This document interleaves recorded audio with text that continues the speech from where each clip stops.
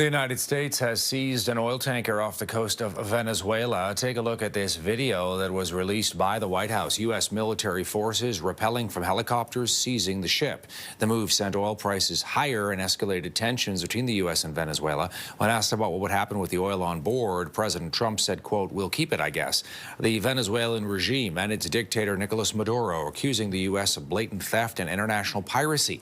The United States has targeted and destroyed a series of boats in recent months in this part of the world, which it says were drug smugglers. More than 80 people have been killed in those strikes. Legal experts say the operations are illegal and in some cases amount to blatant murder. Let's bring in Ben Rowswell. He's a former Canadian ambassador to Venezuela and knows very well what's going on, tracking it closely. Ben, good to see you again. Appreciate you taking the time. Nice to be here. Thank you. All right, your takeaway from that seizure of the oil tanker. What does it mean? What does it not mean?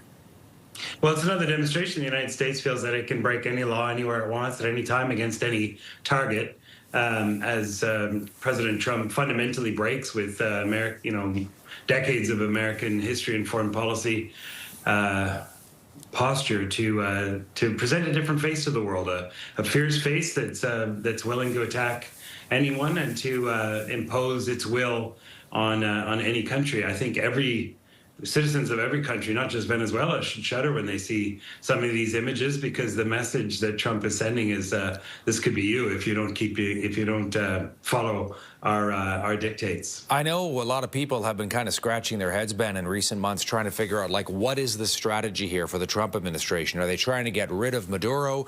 Are they trying to cut oil deals with the regime? Are they simply trying to crack down on drug smuggling? Or is it a little bit of both? Do they even know what their strategy is?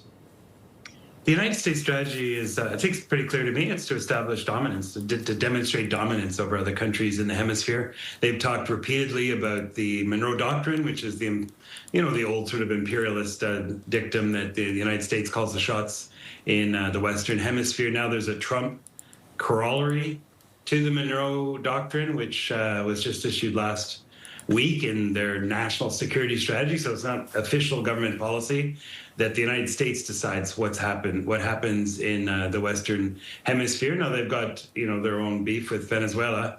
I think everyone who cares about human rights and democracy would be very happy to see a change in the regime there for Venezuelans to finally regain their democracy. But of course, doing so through a foreign military intervention is not the way to do that. Just look at Iraq, just look at any other country where there's been a forced regime change by military power. It tends to turn into dictatorship after a tremendous amount of bloodshed.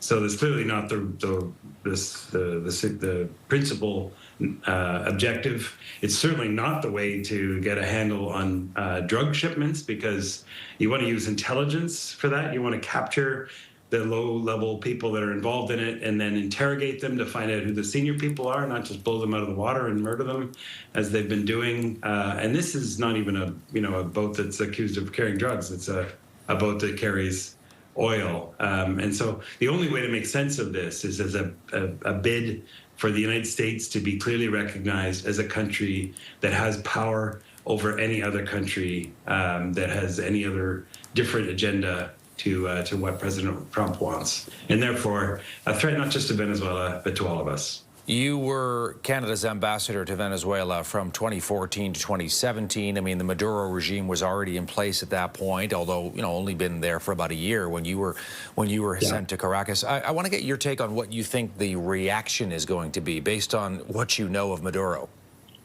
Well, I certainly know that the vast majority of Venezuelans want to see the end of Nicolas Maduro. He has devastated the country's economy. The reason that Venezuela went from being one of the richest countries in the Americas to one of the poorest was very much because of policies passed and enforced by the Maduro regime. And once he started turning the country into an economic war zone, essentially, like a shell of what it used to be as a proud democracy and one of the richest countries.